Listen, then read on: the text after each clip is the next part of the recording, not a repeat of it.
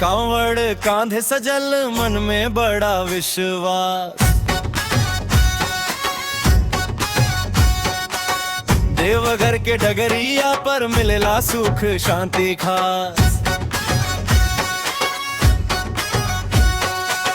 सावन के हवा में जागे जीवन के आस। हर हर महादेव बोल के बढ़ेला हमरो पास। डमरू बाजे घंटी बाजे मन बहो खेलाल। भोले के दरबार में टूटे सब जंजाल। चलस बाबा धाम हो, बोल बम के नाम हो।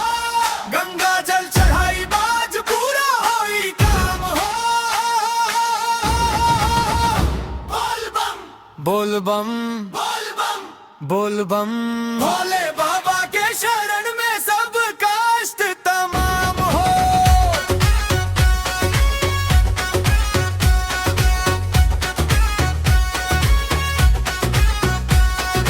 भक्तन के भीड़ में लागे पावन रीत। कंधा पर कांवड़िया मन में भक्ति जीत। देवघर के डगरिया चलत रहे पग पग। भोले बाबा सुन लिए खाली करना अर्जी जग। सावन के महीना आइल भक्ति के बहार। शिव शंकर के कृपा से खुश रहे परिवार। गली गली में गूंजे जयकारा हर बार। भोले के नाम बिना नाही लागे संसार। चल जुबा धाम हो, बोल बम के नाम हो। गंगा जल चढ़ाई बाज पूरा होई काम हो। बोल बम बोल बम बोल बम। भोले बाबा के शरण में सब कष्ट तमाम हो।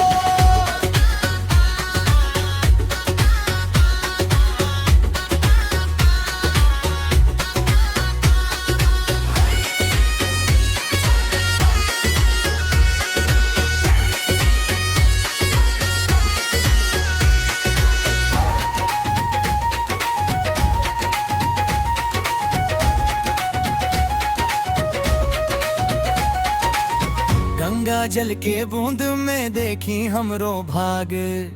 पगली पगली कहे दिल शिव से ना कर लाग। और भइल ता भइल मनवा निर्मल सा। भोले के चरण में ही मिलला असली राह।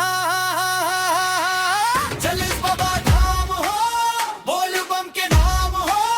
गंगा जल चढ़ाई बाज पूरा होई काम हो। बोल बम बोल बम हर हर महादेव के गूंजे